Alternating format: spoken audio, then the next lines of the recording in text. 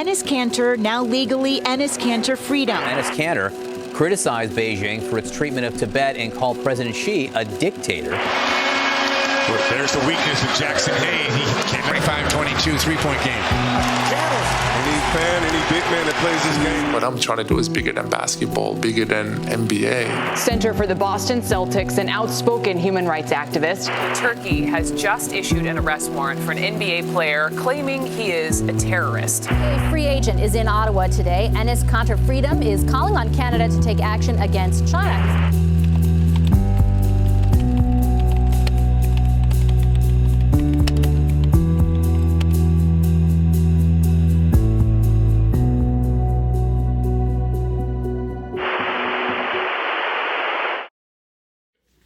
Öncelikle bölgemizdeki gençlerimizle çıkardığımız Yankı dergimize röportaj vermeyi kabul ettiğiniz için çok teşekkür ederiz. Ben teşekkür ederim, sağ olun. Amerika'da, NBA'de oldukça başarılı bir basketbol hayatımız oldu ve aynı zamanda dünya çapında bir insan hakları aktivisti olarak da çok önemli bir misyonumuz var.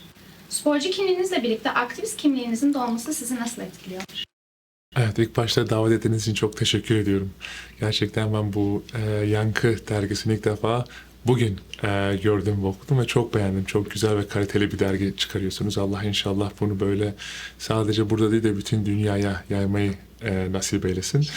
Şimdi tabii bu sporcu kimliğini kullanarak aktivistliği devam ettirme aslında çok önemli. Çünkü sporcu kimliğinizle beraber farklı app'ler olsun, işte bu smartphone'lar olsun veya işte böyle işte Twitter, Instagram, TikTok gibi app'ler olsun.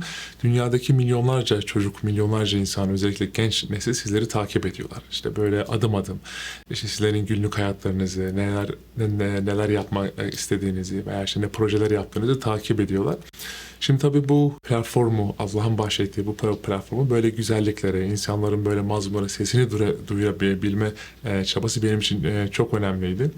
Ben de tabii böyle bu NBA platformuyla beraber böyle sadece bizim hizmetin veya şu an Türkiye'deki olaylar değil, bütün mazlumların, bütün masumların sesi olabilmeye çalıştım. Benim buradaki en büyük hedefim insan hakları ile alakalı etrafımızdaki birçok gencin, sadece Türk genci de değil, dünyadaki böyle basketbolu, NBA, sporu takip eden birçok gencin işte böyle şu anda ne durumda olduklarını bütün dünyayı duyurabilmeydi ve bunlarda bir farklılık yapabilmeydi ve Allah'a şükür ya şu ana kadar konuştuğumuz her şey Allah'ın bahşettiği bu platform sayesinde bütün dünyaya duyulmuş durumda.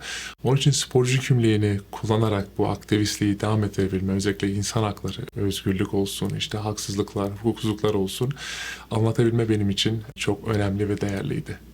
Biz gençler olarak okul hayatımızla beraber bir takım gönüllü aktivitelerinde içerisinde olmaya çalışıyoruz. Bu tecrübeyi yaşamış bir abimiz olarak bizlere neler tavsiye edersiniz? Tabii şu an ben takımdan örnek vereyim de işte sizler okullarındasınız, burada üniversitede izleyen arkadaşlarımız vardır veya liselerinde, high school'larında. Yani şöyle anlatabildiğimiz kadar bizim işte Türkiye'deki olan olayları, derdimizi haliyle anlatabilme önemli. Şimdi mesela birçok insan etrafımızda sürekli sorarlar bana, abi işte hizmeti nasıl anlattın, hoca efendi nasıl anlatıyorsun veya işte dinini nasıl yaşıyorsun, işte bir problem yaşayabiliyor musun? Ben şunu söyleyeyim, tabii bu kelimelerden ve cümlelerden daha çok hal diliyle anlatma gerçekten çok böyle değerli. Niye? Şimdi bu hoca efendi de çok kullandığı bir cümle vardır, hal ile halledilmeyecek mesele yoktur diye. Artık böyle kelimelerden, cümlelerden daha çok biz etrafımızdaki insanlara gerçek bir Müslümanı temsil ediyormuş gibi anlatabilirsek, şimdi bunu en güzel hoca efendi anlatıyor. Diyor ki biz artık böyle bulunduğumuz yerlerde kendimizden çok daha büyük güzel şeyleri temsil ediyoruz. İşte böyle Enes'ten, Ahmet'ten, Mehmet'ten, Ayşe'den, Fatma'dan, Esra'dan değil de koskoca hizmeti, hoca efendi, belki koskoca alemimiz İslam'ı temsil ediyorsunuz. Onun için böyle atacağınız her adımda, alacağınız her nefeste o temsil makamında alıp atmak gerçekten çok önemli. Bu sorumluluk çok güzel bir sorumluluk, aynı zamanda çok büyük bir sorumluluk. Bunun farkında olursak Allah'a şükür bir problem yaşayacağımızı zannetmiyorum. Birçok takım arkadaşım benim, birçok işte farklı kısımlardan insanlar.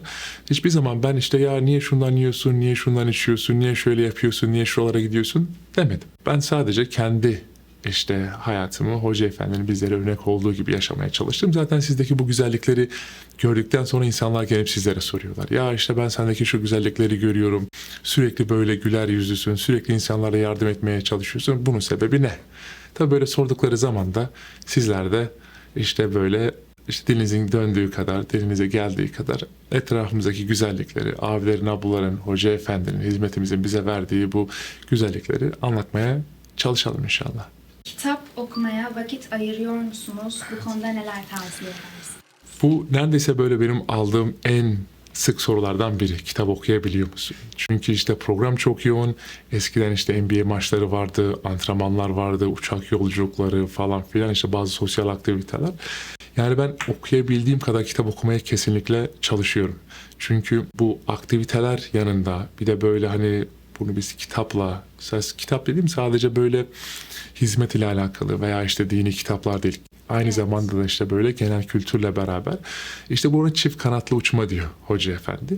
Eğer biz bunları devam ettirebilirsek, yaparsak, çünkü biz kendimizi ne kadar çok eğitirsek etrafımızdaki insanlara anlatma fırsatımız o kadar güzel olacak. Şimdi mesela Allah inşallah bir gün böyle hepimize da bana verdiği platformun katlarcasını buradaki güzel arkadaşlarımıza, size verir inşallah. Tabi bu platforma yakaladığınız zaman işte birçok mikrofon, işte böyle şu anda kameralar falan sizleri ne dediğini merak edeceksiniz. O zaman işte eğer bu çok kitap okursanız size anlatabildiğiniz kadar etrafımızdaki bu bütün zulümleri, sadece zulümler de değil, bütün her şeyi anlatmanız daha kolay olur. Ve insanlara şunu dedirtebilmek önemli. Bir Müslüman da böyle olabiliyormuş. Şimdi insanlara böyle biz sürekli anlatıyoruz işte Müslümanlık şu bu falan filan, ama insanlara şunu dedirtebilmek önemli.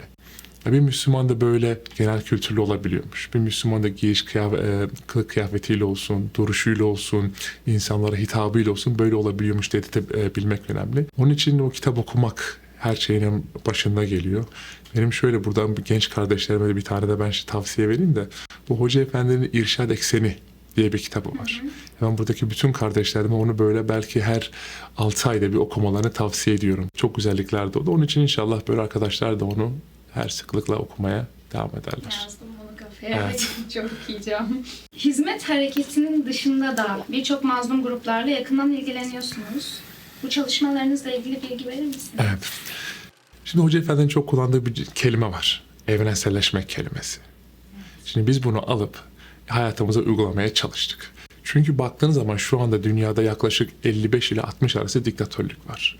Bunlardan işte Çin, Rusya, İran olarak başlıyor. Ondan sonra alta doğru devam ediyor. Türkiye'de bunlardan maalesef bir tanesi. Kollarımızı biz açabildiğimiz herkese açmamız gerekiyor. Yani Hoca Efendi diyor ya, gönlünüzde herkesin oturabileceği bir sandalye olsun. İşte biz bu cümleyle beraber aldık bunu. Dedik ki ya biz insan insandır. İsterse hizmetten olsun, isterse Türk olsun, Kürt olsun, Uygur olsun veya işte Tibetli olsun, Venezuela, Küba, her kim oluyorsa olsun. Yine zulüm çekenler sonuçta insanlar. Biz bunların hepsinin sesi olmaya çalışalım ve benim en çok böyle gördüğüm güzellik, biz ne zaman bir komüniteyle alakalı işte bir röportaj veya bir program veya işte bir çalışma yaptığımızda bunlar zaten böyle bizleri işte internetten veya işte böyle röportajlardan izleyip Hoca Efendi'nin hizmetinin ne olduğunu, şu an Türkiye'de neler yaşadığımızı araştırıp öğreniyorlar. Onun için Allah aşkına bizi kollarımızı açabildiğimiz herkese açıp artık işte böyle putlara tapan Tibetler olsun, işte Uygurlu Müslüman kardeşlerimiz olsun, Hong Kong, Tayvan veya işte Çin'den çıkalım, Venezuela, Küba veya işte İran'daki kadın hakları olsun, ondan sonra Rusya-Ukrayna savaşı olsun, açabildiğimiz kadar herkese açmaya çalıştık ve birçok yeni güzel insanlarla tanıştık. Onlar bize dertlerini anlattılar, biz onlara derdimizi anlattık, onların dertleriyle de dertlendik. Onun için bu Hoca Efendi'nin bize verdiği bir görev gibi bir şey. Bizim böyle o evrenselleşmek kelimesini hayatımıza geçirmemiz, uygulamamız gerekiyor. Kariyerinizin en başarılı döneminde her şeyi kaybetmeyi göze alarak sizi aktivist olmaya iten sebepler neydi? Motivasyonunuzun kaynağı nedir ve bize bundan bahsedebilir misiniz? Benim motivasyonum kaynağı gençlerdi. Mesela sizler gibi sadece hani bizim Türk gençlerimiz, hizmetteki kardeşlerimiz değil de dünyadaki birçok gençlerdi. Çünkü şu anda onların anneleri, babaları maalesef çok detaya girmeyeceğim. Ama çok büyük zulüm altındalar. Şu anda baktığınız zaman biz şu anda burada röportaj yaparken şu anda işte Çin'de soykırım gerçekleşiyor bizim Müslüman kardeşlerimize.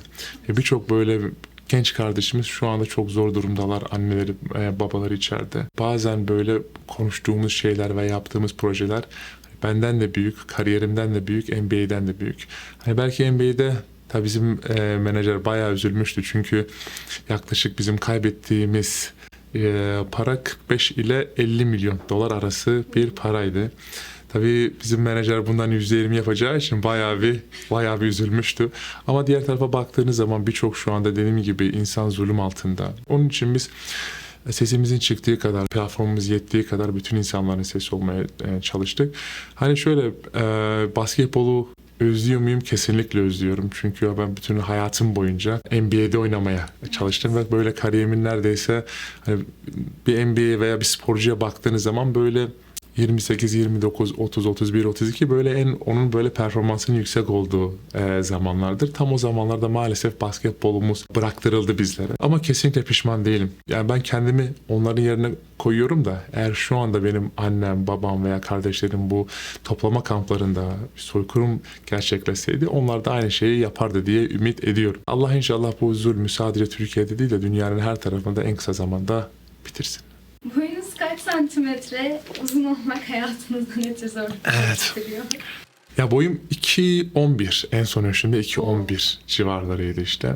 Getirdiği zorluklar kesinlikle var. Ben hiçbir zaman kıyafet bulamam. Şöyle söyleyeyim, ben çok böyle hayal etmişimdir. Böyle bir mağazaya girip de ya işte şu tişörtü alayım, bu ayakkabıyı alayım, işte şu pantolonu alayım da işte keşke sormasam işte en büyük bedeni var mı ve en büyük numarası kaç falan filan. En büyük zorluk o oluyor. Bir de ikincisi de böyle bu kapılardan falan geçerken ben kafayı çok yarmışımdır yani. Benim birçok kere kafayı vurup kafamın kanadığı olmuştur yani. Etrafınıza baktığınız zaman kimlerin saçlarının döküldüğünü. Hepsini yukarıdan görüyorsunuz. Ama en böyle komiği yaklaşık bundan 4 ya da 5 sene önce Atlanta'da bir okulun açılışı vardı. Oraya işte dünyanın en uzun insanı çağırdılar. O da Sultan. O da Türk. Ben de Türk'üm. İkimiz de oraya davet ettiler. Onun boyu yaklaşık 2.52 idi yanılmıyorsam. Ya ben şöyle söyleyeyim, hayatımda ilk defa diğer normal insanların benim yanımda nasıl hissettiğini anlatır. Aramızda 41 santim var. Ben de ona şöyle kafamı kaldırarak bakıyorum böyle. Evet. Güzel bir hatta fotoğrafta çekmiştik. İnternette de bu fotoğraf duruyor. Çok zorlukları yok. Ama işte böyle kıyafet bulmada veya işte yürürken sağa sola falan sürekli dikkat etmeniz gerekiyor. Enes Kanter Freedom markası altında aklınızda basketbol okulu ya da kurs açma gibi bir fikriniz var mı? Şimdi bizim dünyadaki birçok yerde yetenekli, güzel kardeşlerimiz var. Bu sadece basketbolla alakalı değil. Basketbol olsun, futbol olsun, hani sporu bir tarafa bırakın, sanat olsun, farklı işte alanlar olsun. Mesela bir de özellikle hani sürekli biz hizmetten bahsediyoruz. Dünyanın 170 işte kaç ülkesinde hizmetimizin ya okulları, ya diyalog merkezleri, ya üniversiteleri kesinlikle bir kurumu var. Ve burada birçok böyle yetişen, yetenekli, güzel kardeşlerimiz de var. Bunları bulmak gerekiyor. O yeteneklerini keşfetmek gerekiyor. Keşfedemediğiniz zaman bu yetenekler oldukları ülkede veya kıtalarda maalesef kaybolup gidiyorlar. Benim hedefim inşallah basketbolla başlayıp ondan sonra farklı alanlara da geçeceğiz işte. Farklı spor alanlarına veya sanat alanlarına da geçeceğiz. Dünyanın farklı yerlerinde spor okulları açma. Bunlar kesinlikle sadece bizim hizmete veya Türklere değil, dünyadaki herkese, her ırka, her renge, her dile açık olacak kamplar. İnşallah bu okullardan işte ben hatta bir tanesini Kanada'da yapmayı planlıyorum. Basketbolcu olmak isteyen var mı? Veya sadece basketbol sporcu olmak isteyen var mı diye sorayım ben. Evet. İşte onlarla da alakalı. Şimdi birçok gittiğimiz yerde özellikle kardeşlerimiz bir şekilde bu içlerindeki enerjiyi atmaları gerekiyor. En güzel atmaları şey de spor. Böyle okulları biz dünyanın farklı yerlerinde başlatıp ondan sonra işte onları belli bir süreden sonra Amerika'ya getirip Amerika'daki liselere, üniversitelere sokup oradan önlerini açabilme. Yani keşke böyle bir dönemde bizim NBA'de olsun veya işte belki Premier League'de olsun veya işte bırakın sporu bir tarafa, aktörlük olsun, sanat olsun, farklı yerlerde olsun kardeşlerimiz olsaydı. Belki bu anlatacaklar çok daha büyük bir şekilde anlatılırdı. Onun için benim hedefim inşallah bu. Yankı hakkındaki düşüncelerinizi merak ediyoruz. Evet. Yankı yazarlarına ve okurlarına neler söylemek ister misiniz?